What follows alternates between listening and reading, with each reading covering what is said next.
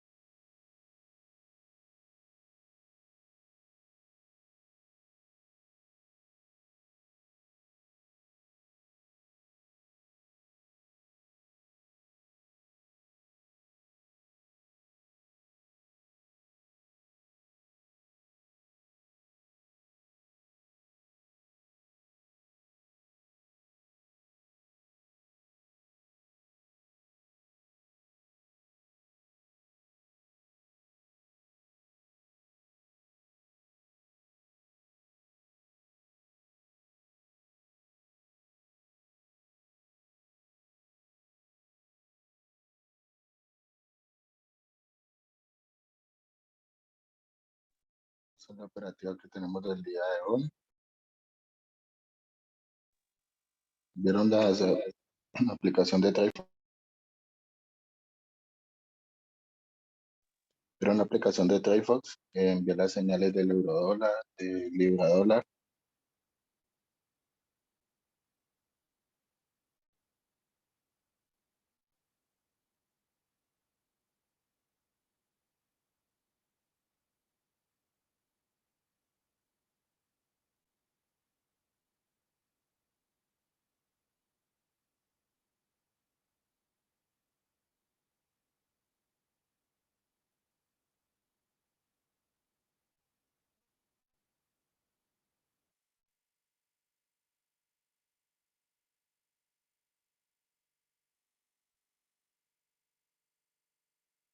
Esa es la operativa que teníamos para el libra dólar, igual para euro dólar.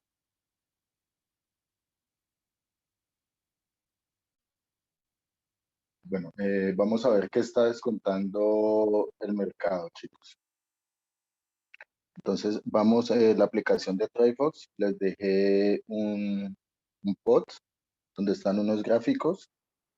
Vamos a ver en estos gráficos en la aplicación precisamente de qué se trata la sesión del día de hoy, que está descontando el mercado. Regalan un 5 al chat si tienen pantalla, si tienen audio, si todo está bien.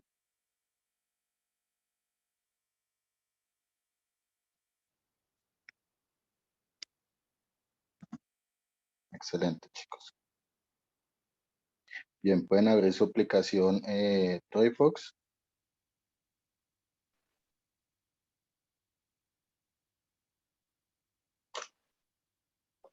Vamos con el primer tema, chicos. El primer tema involucra lo que tiene que ver con el crecimiento económico. Si bien desde el año pasado vengo hablándoles de un tema que apenas para los canales económicos y para los periódicos y para los traders empieza a sonar muy conocido. Por favor, silencian los micrófonos. Muchas gracias.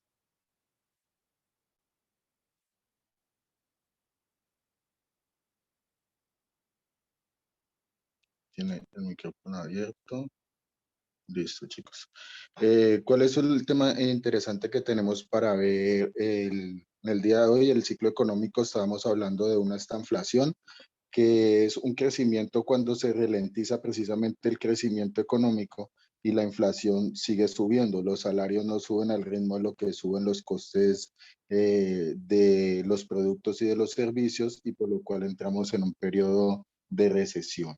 Entonces, estamos viendo que a pesar de que estamos en un crecimiento del pleno empleo en Estados Unidos, con buen crecimiento de las nóminas agrícolas, tenemos buenos inventarios, también tenemos problemas de inflación y tenemos bastantes problemáticas en cuanto a lo que tiene que ver con los cuellos de botella, los rendimientos de las corporaciones y un tema bastante fuerte con el endeudamiento y la masa monetaria.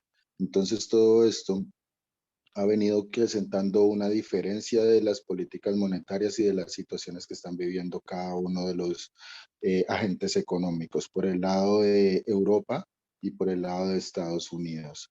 En el lado de Estados Unidos hemos visto cómo la guerra le ha venido fortaleciendo en el tema económico, porque el coste del petróleo, a Rusia ser competidor directo de la producción y de la venta de petróleo, pues estamos viendo o vamos a ver ahora más adelante qué está pasando con el petróleo de Rusia y qué está pasando con el petróleo de los Estados Unidos, qué está pasando con la moneda de los Estados Unidos y cómo el dólar americano se ha venido fortaleciendo durante todo este tema como moneda refugio, por el cual incluso acusaciones donde dicen que Rusia ha querido iniciar una guerra nuclear o que Ucrania ha querido utilizar armas nucleares. No hay ninguna justificación de este tema por el cual simplemente han sido rumores que han venido beneficiando este tema del mercado. Entonces, ¿quiénes han sido los más afectados? Pues los más afectados ha sido el tema de Europa, cuando venía en su crecimiento bien, venía con una expectativa de crecimiento durante la reactivación de la pandemia, pues ahora estábamos hablando de una expectativa que no iban a subir tasas de interés por lo menos hasta el 2023 o por lo menos hasta que se terminaran los paquetes especiales de ayudas de la pandemia. Si bien vemos que la economía de los Estados Unidos iba en un crecimiento bastante tendencial, tuvo la fuerte caída de la pandemia y luego tuvo un efecto de rebote bastante interesante, donde volvió de otra vez a establecerse, digamos, en el crecimiento normal que venía. Mientras que por el lado de Europa sí le ha costado mucho más, porque el tema, como ustedes ven, esta línea punteada, debería de ser la tendencia de crecimiento de Europa. Aquí hay una diferencia de políticas monetarias, de los temas de inflación, porque Europa no tiene la inflación igual tan alta, pero sí ha venido subiendo bastante durante este último periodo o a una velocidad más intensa que durante los Estados Unidos, que se ha venido un poco acrecentando, digamos, sobrellevando, porque ha venido subiendo, pero se ha venido sobrellevando con el tema del empleo. Entonces a Europa le falta todavía un tema de crecimiento y a Estados Unidos creo que se le está yendo la mano con el tema del crecimiento, del impulso de la expansión monetaria. Entonces, aquí estamos viendo, por un lado, lo que es el consumo privado y por el otro lado estamos viendo la inversión privada. Si bien estábamos viendo que en Europa tenemos como tienen una mentalidad más arraigada hacia la inversión, los fondos de inversión, las acciones. En el lado de Estados Unidos, ahora estamos viendo que se ha invertido la curva y Estados Unidos está por encima en el tema de las acciones, en el tema de la inversión. Esto podría cambiar y podría revertirse la curva, si bien podríamos ver un crecimiento más acorde de la economía europea y podríamos estar viendo por el contrario un decrecimiento del Producto Interno Bruto americano, por el cual volvería a invertirse la curva que se invirtió en este punto, donde el crecimiento, donde la inversión estábamos viendo que era superior en Europa y ahora es superior en los Estados Unidos.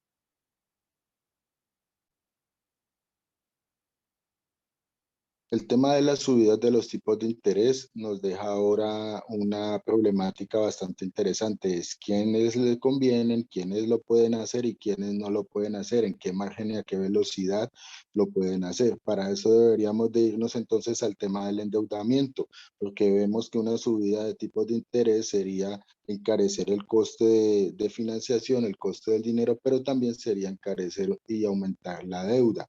Entonces, si estamos viendo que países de la mayoría, exceptuando Japón, de los primeros de los top 15 son países de las regiones europeas, entonces estaríamos viendo que la problemática o la dependencia de un respirador artificial que tuviera la economía de parte de los estímulos monetarios de los bancos centrales a través de la emisión y compra de bonos de deuda, pues estaríamos viendo cómo países como Italia han acrecentado una deuda muy importante durante este último tiempo. Países como Portugal, países como España, países como el Reino Unido, países como Francia.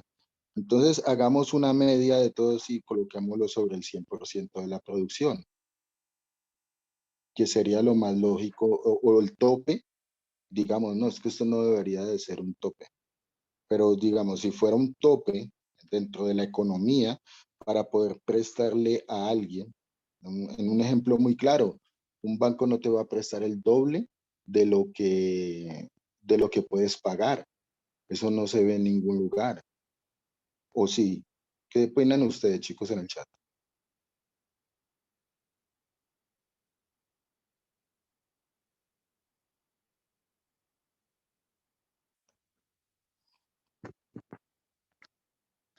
A ver si tienen chat. Sí, chat tiene.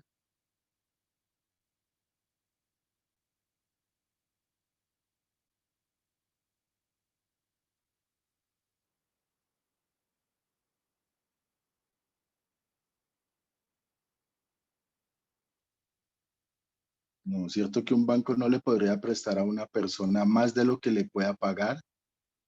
Entonces, ¿cuál sería el tope de lo que usted puede pagar? El 100%.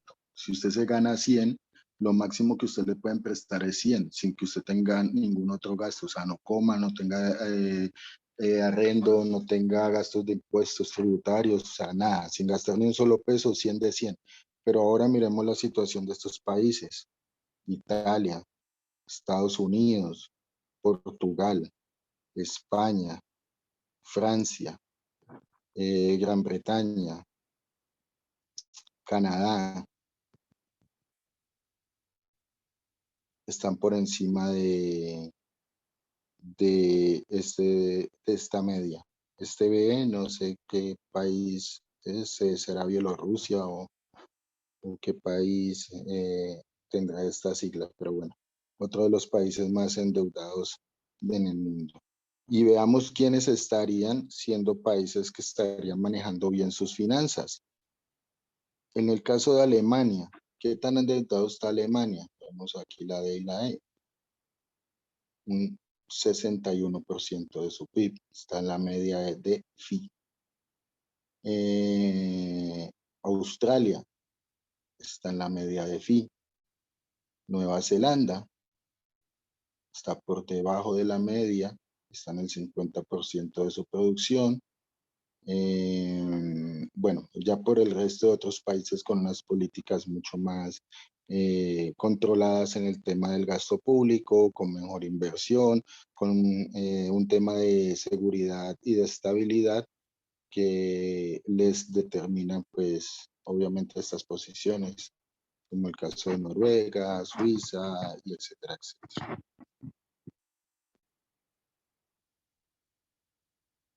Entonces, en conclusión, ¿para qué es este gráfico? Este gráfico sería para entender que hay países que no se pueden permitir subir los tipos de interés de una manera muy agresiva, incluyendo los Estados Unidos, para que se tenga muy en cuenta este tema de la subida de tipos de interés.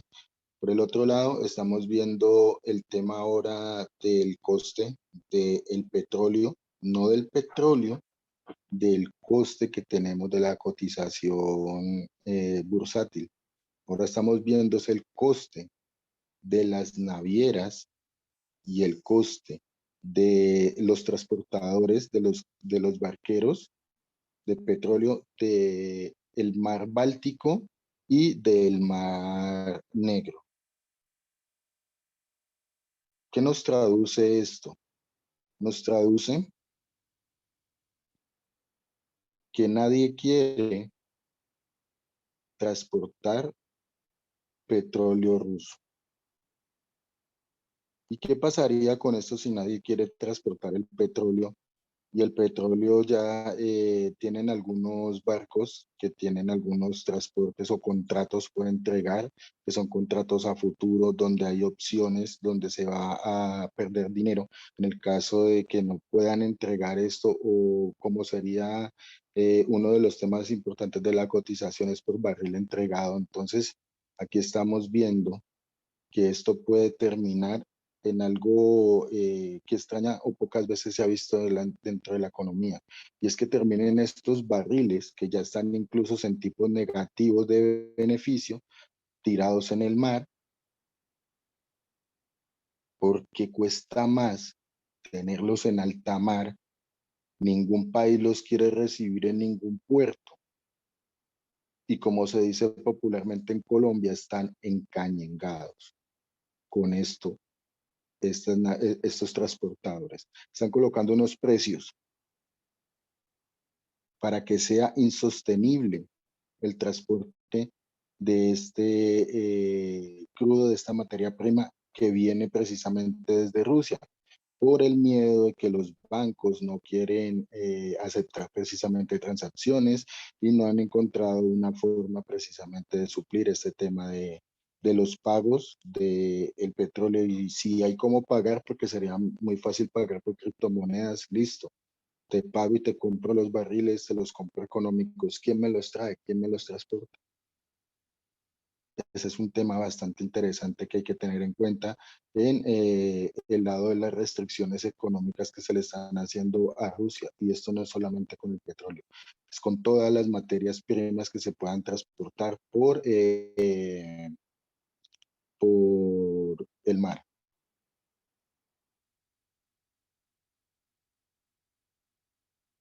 Este es el tema precisamente del hiper backwardation, que es como el retroceso de las opciones, lo que estamos hablando, que a medida de que se vaya incrementando el tiempo, el periodo de tiempo en que esto se demore en entregar, pues obviamente va a tener unos costes, aumentar los costes que tienen que ver con el tema de salarios de los marineros que están en estos barcos y no han podido entregar, impuestos de los países donde estén estos barcos encallados, diferentes temas de combustible, alimentación y bueno, todo este tema que ya debemos de ir conociendo como muy racionalmente como seres humanos, de entender que mientras más nos demoremos en la carretera, mientras más nos demoremos en el mar, pues más gastos vamos a tener, y a medida que tenemos más gastos, pues esto se va a ver reflejado a dónde,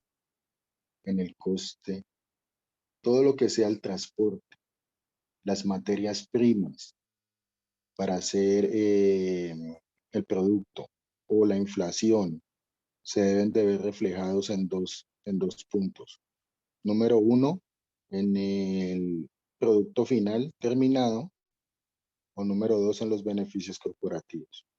No hay ninguna otra forma de poder uno solventar esto, eh, que sería este tema de si me suben las materias primas, pues obviamente el producto me va a costar más. Pero si el tema no es de las materias primas, sino de los salarios, que los trabajadores me cubren más por trabajar para hacer esta producción, pues también me va a generar un aumento del coste de la producción. Si el tema no es de los salarios, sino que el tema es de la inflación que sigue subiendo, pues obviamente me va a tocar que también subir a mí los costes del producto terminado. Pero si el tema no es ninguno de estos, sino que el tema es de cómo yo le transporto al consumidor el producto final y los peajes, los fletes, los contenedores, las navieras, las aerolíneas de carga, y todos suben los costes de transporte porque el coste del petróleo y sus derivados también suben, pues entonces aquí estamos viendo que todo esto se va a traducir simplemente en más inflación y más permanente.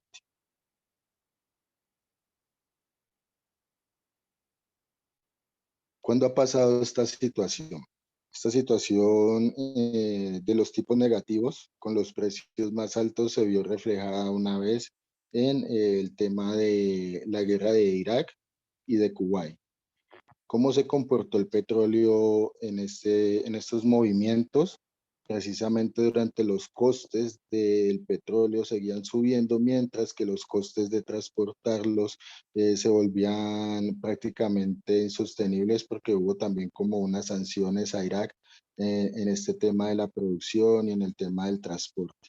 Entonces aquí estábamos viendo cómo un barril de petróleo por encima de los $100 casi siempre ha tenido una tendencia hacia perjudicar a los países más desarrollados que no tienen sus reservas de petróleo establecidas o no pueden producir. El caso de Japón, el caso, bueno, diferentes países que no tienen esta posibilidad de producir esta materia prima.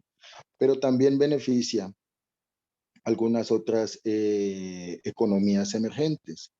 Entonces, si vemos que en estos momentos cuando pasó este tema de la producción de Irak y de Cuba, ¿y quiénes se beneficiaron del tema de la invasión y de la guerra? Pues recordemos que antes, cuando hablábamos de petróleo, ¿a quiénes mencionábamos?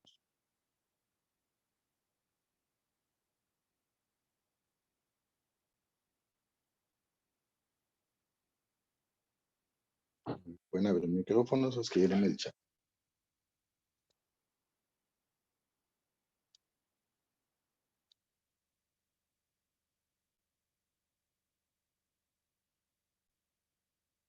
De Venezuela hablaremos más adelante. Exacto. Hablábamos de los árabes. Siempre cuando hablábamos de petróleo, lo primero que se nos venía a la cabeza era una persona vestida de blanco con un turbante en la cabeza. Ahora estamos hablando del petróleo de Rusia, el Brent, de BP, que es de Reino Unido, hablamos de el White Texas, hablamos del Brent, hablamos de Rusia, del petróleo de Rusia, del gas natural de Rusia.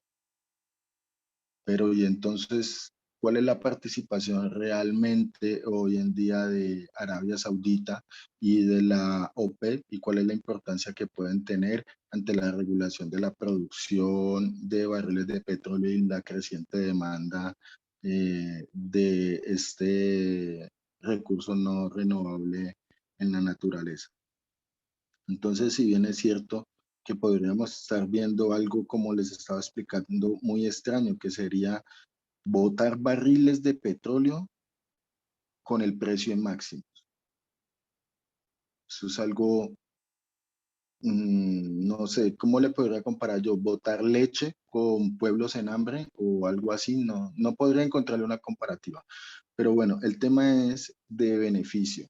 ¿Quiénes se benefician y quiénes no? Pues al no haber producción rusa, obviamente, los países productores que ya tienen una demanda establecida, es decir, como los clientes que le compran eso, ya tienen unos contratos, tienen una antigüedad, pues ellos tampoco es que vayan a poder llegar de la noche a la mañana, ya bueno, Rusia no vende, vengan todos, cómprenme a mí, porque hay una producción establecida, un límite y una antigüedad, unos clientes que ya están precisamente en negociación desde hace mucho tiempo. Además que la proximidad geográfica tiene mucho que ver con el coste del traslado de un petróleo a otro. Entonces, aquí estábamos viendo cómo qué países se están beneficiando realmente de esto. Uno es obviamente Estados Unidos por ser productor, pero a la vez también es mayor consumidor. O sea que prácticamente lo que produce se queda dentro de su demanda interna y peor aún, sus reservas no son muy amplias. Así que Estados Unidos no es un país que el día de mañana diga, saco todas mis reservas de petróleo y voy a tumbar el precio del petróleo, porque lo que haría sería, por el contrario, hacer lo que suba. Igual si lo hace China y si lo hace cualquier país que sea productor de petróleo, en vez de hacer que el precio del barril baje, antes lo que lo va a hacer es subir. ¿Por qué se da esa condición? ¿Quién me puede decir en el chat?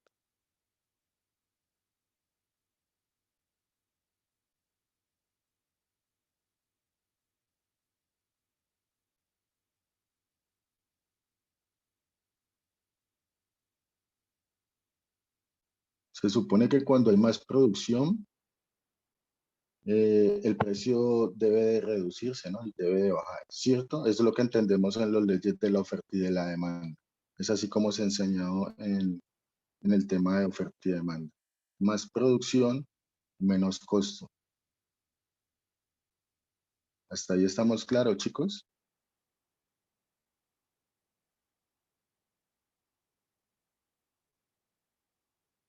Entonces, ¿qué pasaría con el oro, con el petróleo si sacaran las reservas y por qué subiría en vez de bajar si aumentaría la producción?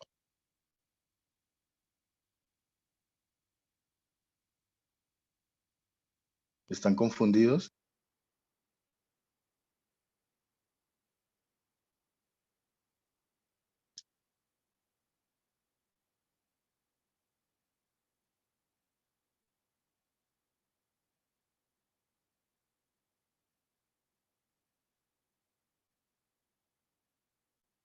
No, entre más haya, menos sube.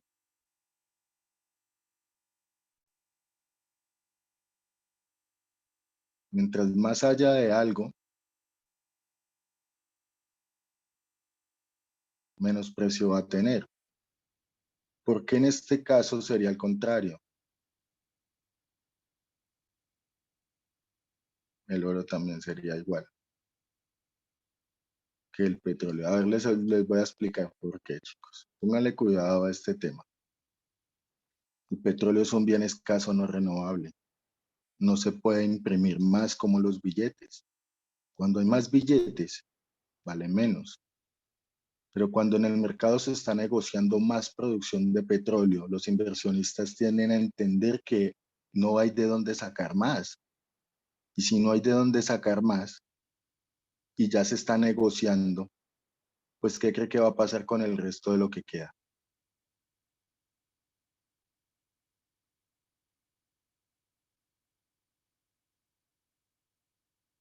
Pensemos como en un concierto. Si en un concierto hay una cierta cantidad de boletas y ya no se pueden imprimir más. Las primeras se vendieron a un precio y fue un éxito total. Luego, la segunda preventa se está vendiendo mucha boletería y los revendedores están vendiendo a buen precio. Quienes tienen la boleta, ¿qué hacen? ¿Venden o esperan hasta el día del evento para vender? Porque si venden ahí, ganarían.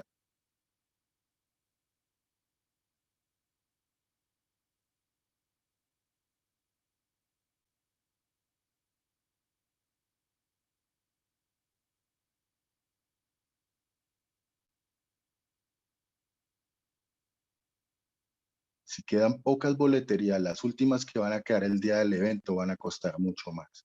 Si quedan pocos barriles de petróleo por vender, los que queden no van a costar menos, van a costar mucho más. Cinco del chat si comprendieron.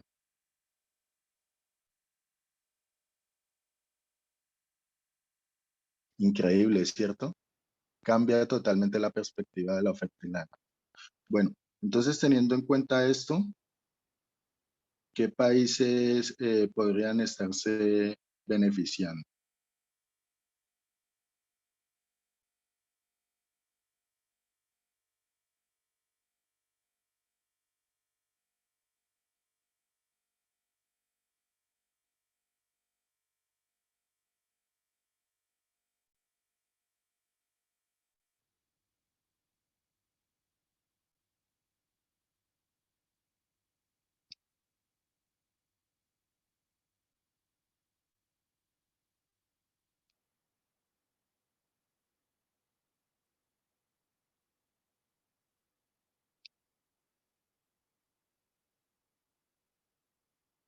El peso colombiano, 4,17%.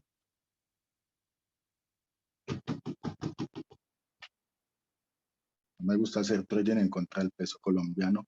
Entiendo que cada vez que hago un análisis de la economía colombiana para operarlo en contra del dólar, estoy acrecentando una brecha social que trato antes con la educación de reducir. Por eso, como consejo les digo a ustedes, chicos, no inviertan en contra de la economía de su propio país. Por el contrario, ayuden siempre al crecimiento y a estimular.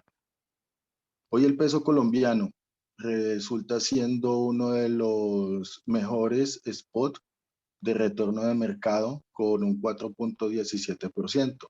¿Por qué? Porque lo estábamos hablando ahora. Colombia es un país que vende petróleo, que vende piedras preciosas, que vende materiales como carbón, y bueno, diferentes temas de, más que todo, mucho del área del tema energético y del tema de los recursos y derivados de petróleo. Entonces, es uno de los países que más se ha beneficiado durante, o el que más se ha beneficiado de lejos en este tema de la crisis de Ucrania.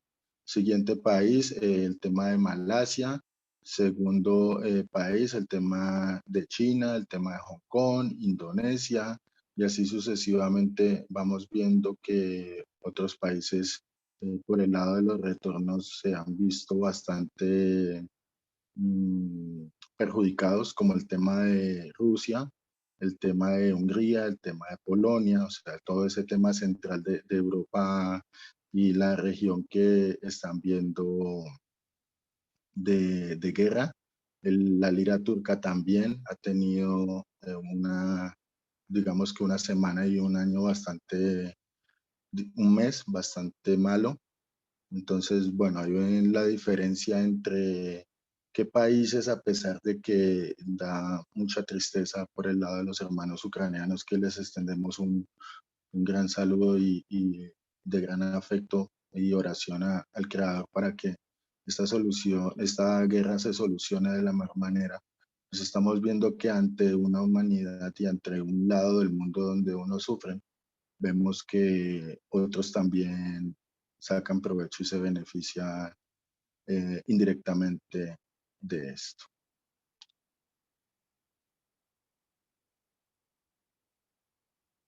Bueno, chicos, vamos entonces, este fue el análisis macroeconómico, descansamos 5 minuticos y vamos a la apertura de mercado ya en vivo en el análisis técnico en la plataforma MetaTrader 4, todos con su plataforma MetaTrader 4, ¿listo?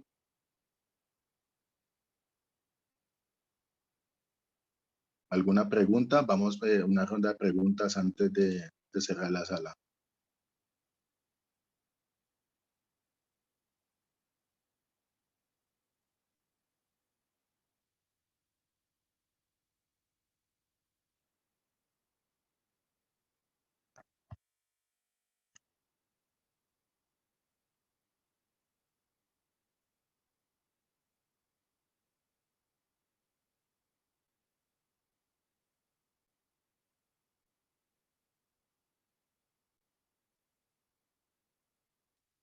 Bloomberg.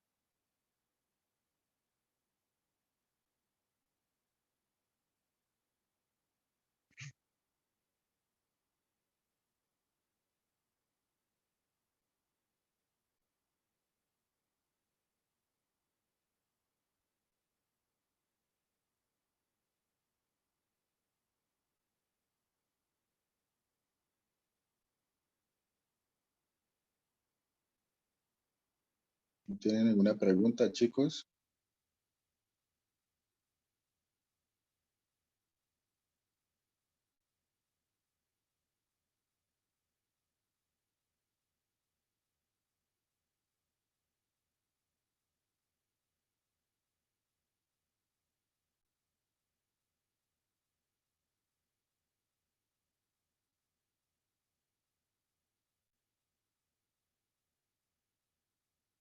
Bueno, entonces quedó claro que si va a haber una subida de tipos, será muy soft landing, muy tranquila, así la inflación esté al 500%. La Reserva Federal no se va a arriesgar a una caída de renta variable de mercado y de diferentes activos financieros, por lo menos no en este periodo. Nadie quiere que le pase y se ha venido postergando durante periodo tras periodo presidencial. Así que nadie quiere ser recordado en la historia de los Estados Unidos como el presidente que colapsó la bolsa. Así que es un tema bastante interesante ver cómo reflexionan las acciones y cómo se sigue acrecentando un crecimiento inflado, un crecimiento inexistente, pero bueno, un crecimiento necesario, no solamente para la economía mundial, sino para la estabilidad de los mercados de renta fija y de renta variable. Nos vemos ahora, chicos, con el análisis técnico para la sesión del día de hoy.